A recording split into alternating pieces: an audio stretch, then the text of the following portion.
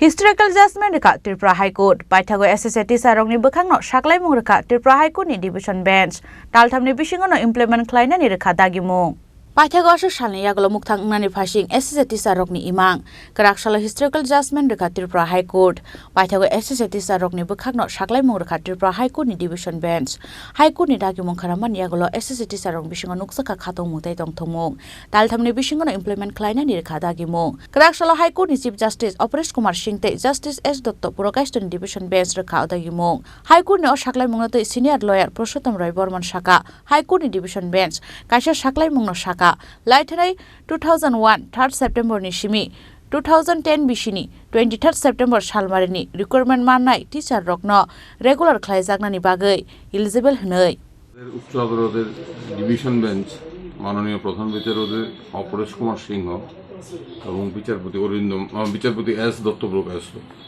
এই division bench আজকে একগুচ্ছ আপিল মামলা রায়ে নির্দেশ দিয়েছেন যে সর্বশিক্ষা প্রকল্পে যে সমস্ত শিক্ষক যারা 23 সেপ্টেম্বর 2021 থেকে 23 আগস্ট 2010 এই সময়ের মধ্যে সর্বশিক্ষা প্রকল্পে নিযুক্ত হয়েছিলেন এবং যাদেরকে রাজ্য সরকার নিয়মিত করেননি তারা নিয়মিতকরণ হওয়ার যোগ্য, তাদেরকে নিয়মিতকরণ করতে হবে। আপনারা জানেন যে সর্বশিক্ষা প্রকল্পে কর্মরত শিক্ষকদের নিয়মিতকরণ করার জন্য রাজ্য সরকারকে স্কিম গঠন করার নির্দেশ দিয়েছিল তৎকালীন হাইকোর্টের উচ্চ আদালতের প্রধান বিচারপতি এ কুরেশি এবং বিচারপতি এস জি চট্টোপাধ্যায়ের ডিভিশন বেঞ্চ 2021 সনের 23 ফেব্রুয়ারি প্রদত্ত রায়। তারা সেই রায়ে উচ্চ আদালত বলেছিল সর্বশিক্ষা প্রকল্পে রাজ্যে যে সমস্ত শিক্ষকরা নিযুক্ত আছেন তারা চাকুরিতে নিয়মিতকরণ হওয়ার অধিকারী এবং তাদেরকে 5 বছরের পর নিয়মিত স্কেল প্রদান করতে হবে, যাদের 5 বছর হয়ে গেছে। সেই রায় অনুযায়ী এবং রায়ে বলা হয়েছিল যে রাজ্য সরকার সর্বশিক্ষা প্রকল্পে যারা কর্মরত তাদের নিয়মিতকরণ করার জন্য উচ্চ আদালতের রায় কার্যকর করার জন্য স্কিম গঠন করবে এবং রাজ্য সরকার পরবর্তী সময় স্কিম গঠন করেন। কিন্তু সেই স্কিমে রাজ্য সরকার স্কিম গঠন করার মধ্য দিয়ে একটা বিরাট সংখ্যক কর্মচারী যারা 3রা সেপ্টেম্বর 2001 থেকে 1-এর পর এবং 23 আগস্ট 2010-এর আগে নির্বাচিত সর্বশিক্ষা প্রকল্পে নিযুক্ত হয়েছিলেন তাদেরকে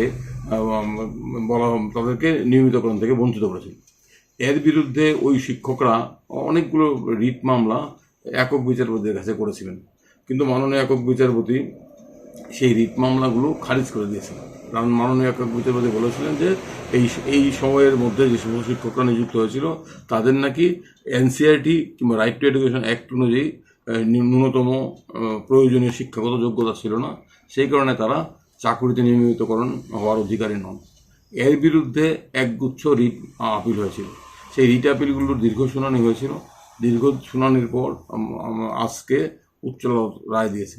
আজকে উচ্চ আদালত রিট আপিলগুলো সমস্ত মঞ্জুর করেছেন, অর্থাৎ একক বিচারপতি রায়কে খারিজ করে দিয়েছেন এবং উচ্চ আদালত এই সর্বশিক্ষা প্রকল্পে নিযুক্ত শিক্ষকদের বক্তব্য মান্যতা দিয়েছেন। তারা বলেছেন যে উচ্চ আদালত রায় বলেছেন যে 3রা সেপ্টেম্বর 2001-এর পর এবং 23 আগস্ট 2010-এর মধ্যে সর্বশিক্ষা প্রকল্পে যে সমস্ত শিক্ষক নিযুক্ত হয়েছিলেন যাদেরকে রাজ্য সরকার স্কিম করে নিয়মিতকরণ থেকে বঞ্চিত করেছিল তাদের সবাইকে নিয়মিতকরণ করতে হবে। তার ফলে এই শিক্ষকরা বিরাট জয় হলো, তারা বিরাট জয় পেলেন এই উচ্চ আদালতের রায়ের ফলে। এবং এই উচ্চ আদালতের রায়ের ফলে শিক্ষা দপ্তরের যে একটা চক্রান্ত শিক্ষকদের বঞ্চিত করা, সর্বশিক্ষা প্রকল্প শিক্ষকদের বারবার আদালতে ঠেলে পাঠানো, তাদেরকে বারবার আদালতে দরজায় করাতে বাধ্য করা, তারা সেই প্রচেষ্টার মধ্যে একটা ঝামা ঘষা গেল। আমরা বারবার বলছি যে এই শিক্ষকদের বারবার হেনস্থা করা হচ্ছে, তারা সবাই নিয়মিতকরণের যোগ্য।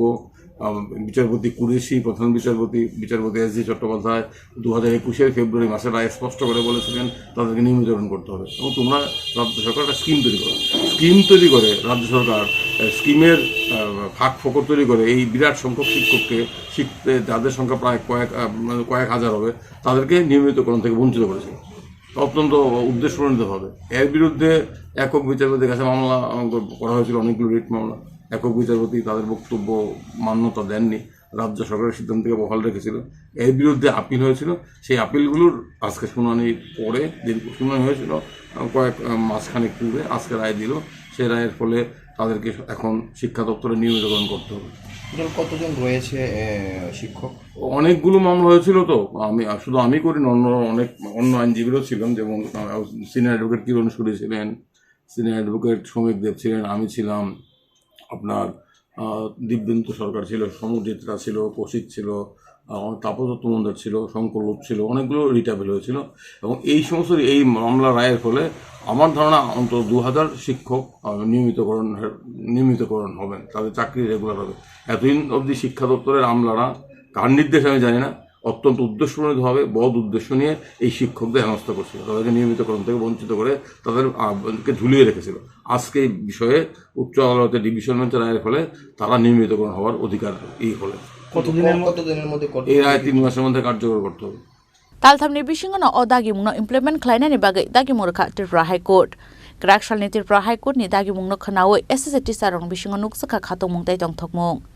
Bureau report Chini Khorang.